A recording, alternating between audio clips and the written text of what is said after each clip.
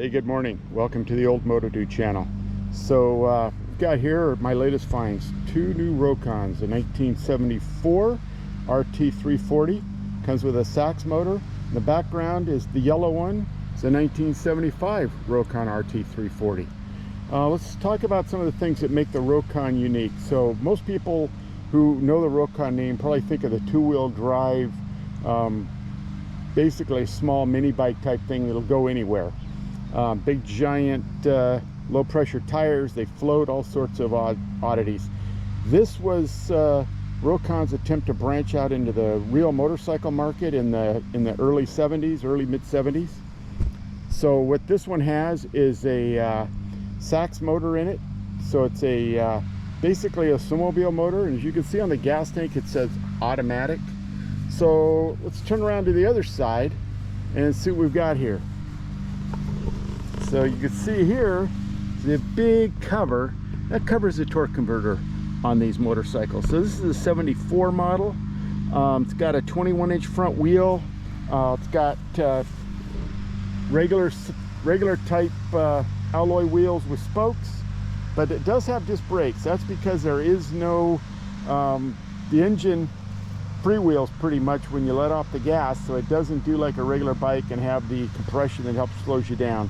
So Rokon went to disc brakes front and rear. It's pretty much the first manufacturer to do that on dirt bikes, way ahead of their time. Again, this is 1974. Over here I can show you what the torque converter looks like. This is a 75 without the cover on it. Basically the same motorcycle on both of them. This one, as you look closer, needs a little bit more work. It's got some rust and stuff on it, mainly surface rust, so a lot of cleanup there to do. Interesting, the later model actually has a fiberglass gas tank on it. The other one has a plastic gas tank on it, so a little bit of differences there. Not a whole lot. Well, there's a lot of interesting things I can point out. So this is another one, because of the snowmobile feature, it's got a pull start. So interesting, you know, you pull it up and it will turn the engine over, just like on a Kickstarter for a regular motorcycle. The other thing we really need to point out are these wheels. So these are mag wheels, early mag wheels, snowflake wheels. They're called by many people, but because of the snowflake design, obviously. But they were kind of a first also for a dirt bike.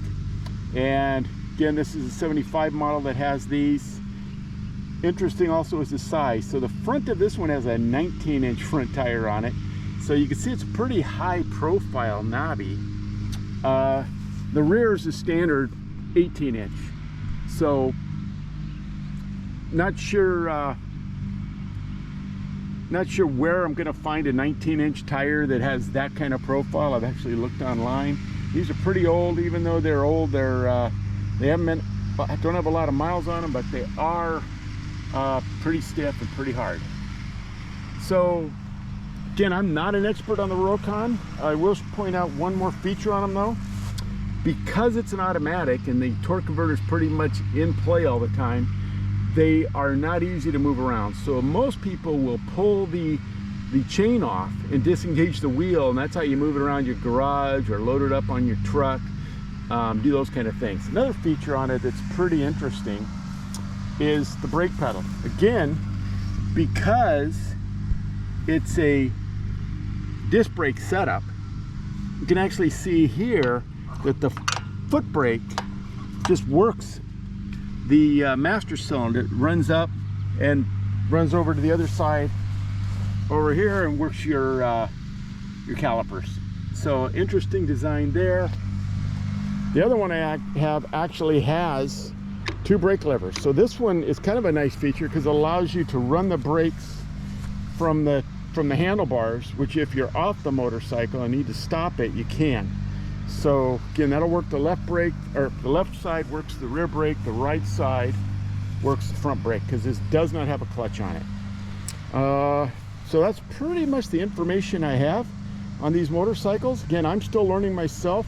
Rokon is an American-made brand, so you see right there, pretty proud of it. And there aren't really too many American motorcycles, and very few American-made dirt bikes. Even the Harley dirt bikes of the 70s were essentially built in Italy by Ermacchi.